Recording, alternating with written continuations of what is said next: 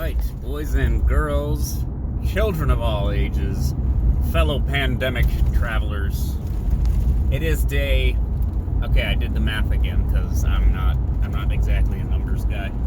It has been. This is day 28 of the official lockdown. It is day 47 by my count of the unofficial lockdown. You see, we voluntarily started, working from home, and the city turned into a ghost town, but it apparently wasn't enough, so they then issued the official lockdown, and the Governor Inslee of Washington State is tonight going to issue a press conference at 5 p.m. and he will be addressing the reopening process. Now, this is like something that people could try to bet on and take numbers on,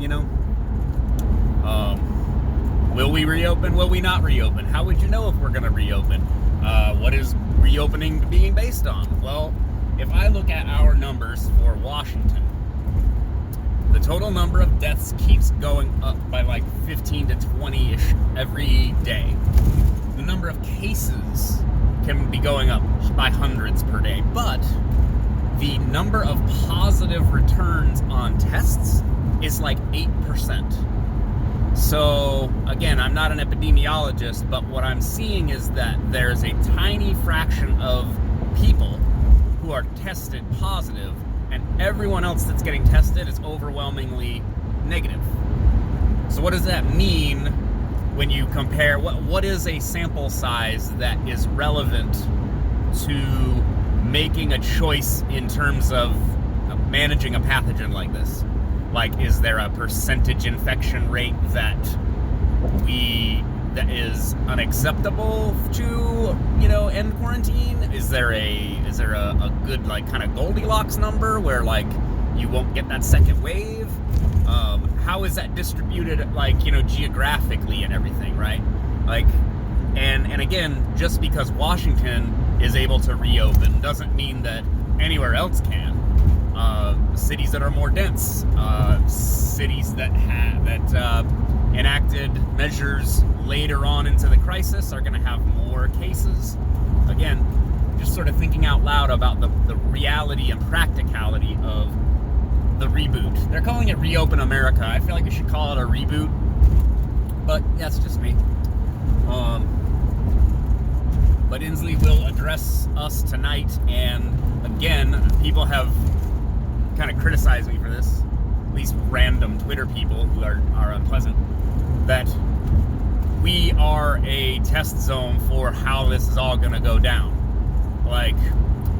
Do you have mandatory testing for people who are going to leave quarantine?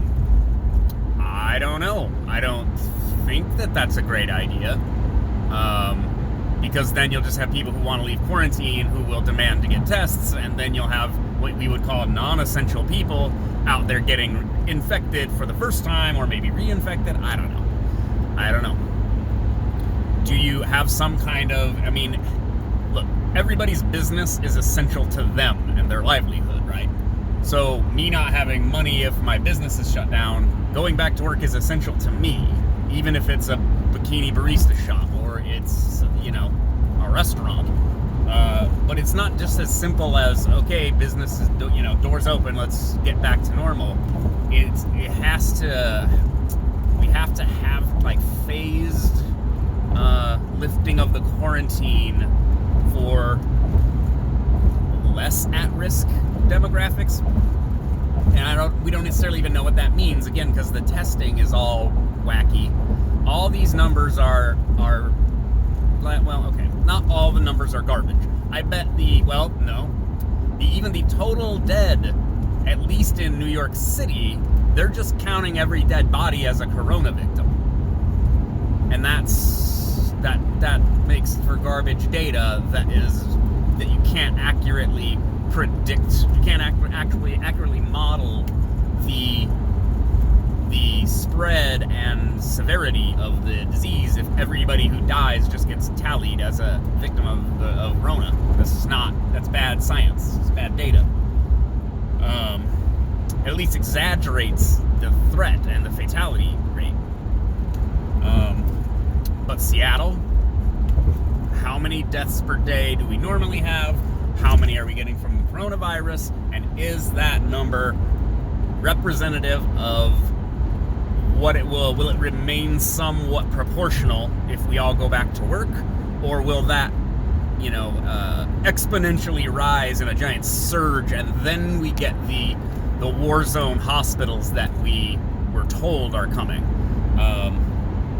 For example, Swedish medical center converted large portions of its secondary wards and outpatient rooms and surgery theaters and everything into ICUs, and they are not even close to capacity.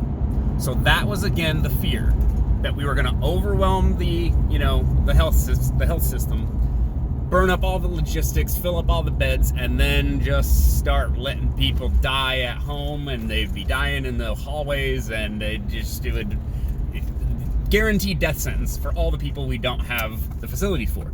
Well, it sounds like, at least here in Washington, we have the facilities. We could handle a second wave if it were to happen. That's kind of my understanding. You could quote me as saying that that's my understanding. That doesn't mean that my assessment is right. That's kind of what I've been told by caregivers. Now, what does that mean for us?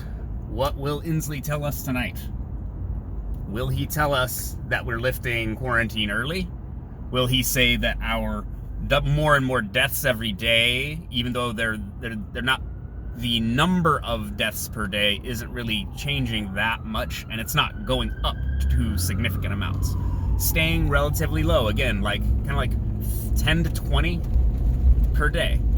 Well, I don't think that we can keep civilization canceled because we have a dozen more deaths every day. Is that reasonable? Is that prudent? So in reality, all the governors, at least all the ones that have stay-home orders, do they all have stay-at-home orders? I think I've asked this before rhetorically, and I never didn't look it up. I'm pretty sure all 50 states have a stay-at-home order, don't they? So the governors are doing a balancing act. On the one hand, if there's a huge body count and they didn't do a proper, lockdown, that's on them.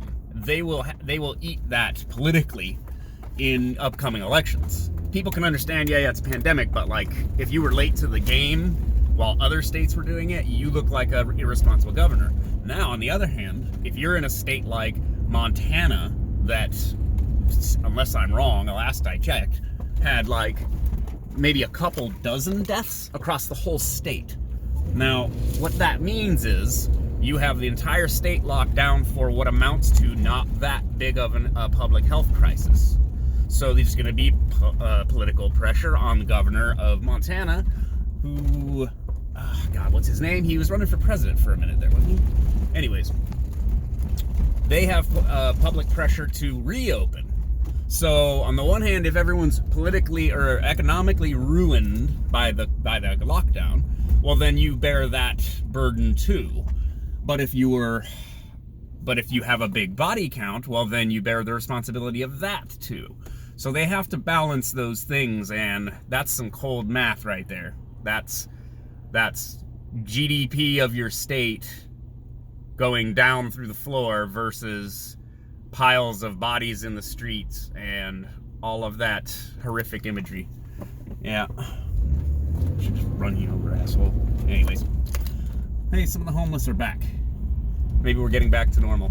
All right, rant over. Remember, I go out so you don't have to.